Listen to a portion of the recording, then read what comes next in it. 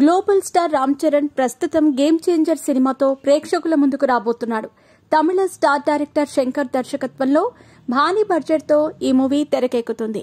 ఈ మూవీని జనవరి 10న రిలీజ్ చేస్తున్నారు. వాయిదా పడుతూనే వచ్చిన ఈ చిత్రం ఎట్టకేలకు సంక్రాంతి కానుకగా రిలీజ్ చేస్తున్నారు. మూవీ రిలీజ్ అవ్వటానికి తక్కువ సమయం ఉండటంతో ప్రమోషన్స్ ని టీం మొదలెట్టేశారు. గత వారమే డల్లాస్ లో యూనిట్ సందడి చేసింది. ఇప్పటి వరకు వదిలిన పాటలు నెట్టింట్లో బాగానే ట్రెండ్ అవుతున్నాయి. అయితే తాజాగా గేమ్ చేంజర్ సినిమాకు ఒక్కరోజు షూటింగ్ అయిన ఖర్చుపై పెద్ద చర్చ నడుస్తోంది. అసలు ఒక్కరోజుకు ఎన్ని ఖర్చు చేశారో ఇప్పుడు తెలుసుకుందాం. డైరెక్టర్ శంకర్ గతంలో చేసిన సినిమాలు భారీ బడ్జెట్ తో భారీ విజన్ తో వచ్చాయి. ఇక ఆ సినిమాలకు ఖర్చు కూడా ఎక్కువగానే ఉంటుందన్న విషయం తెలిసిందే. ఒక్కో సీన్ ఒక్కో షాట్ కోసం కోట్లు ఖర్చు పెడుతూ ఉంటాడు. అందులో పాటల విషయంలో శంకర్ మరింత ఫోకస్డ్ గా ఉంటారు. గతంలో ఒక లెక్క, ఇప్పుడు ఒక లెక్క.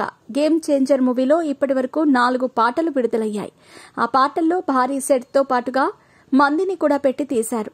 రా మచ్చా మచ్చా పాట కోసం 500 మంది డాన్సర్లను దించిన సంగతి తెలిసిందే.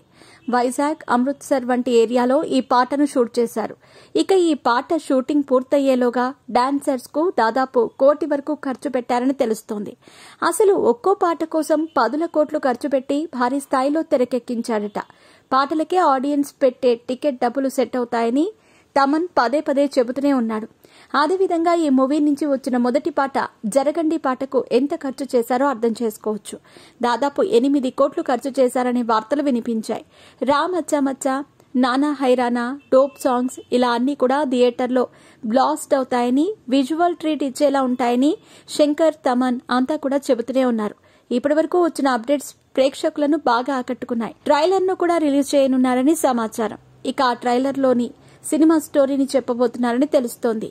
ఇక ఈ మూవీ కోసం ఫ్యాన్స్ వెయిట్ చేస్తున్నారు. పొలిటికల్ యాక్షన్ డ్రామాగా రాబోతున్న ఈ మూవీలో రామ్ చరణ్ డ్యూయల్ రోల్ చేస్తున్నాడు. అంజలి, కియారా అద్వానీలు హీరోయిన్లుగా నటిస్తున్నారు. మరి మూవీ ఎలాంటి టాక్ ని అందుకుంటుందో తెలియాలంటే కొద్ది రోజులు వెయిట్ చేయాల్సిందే.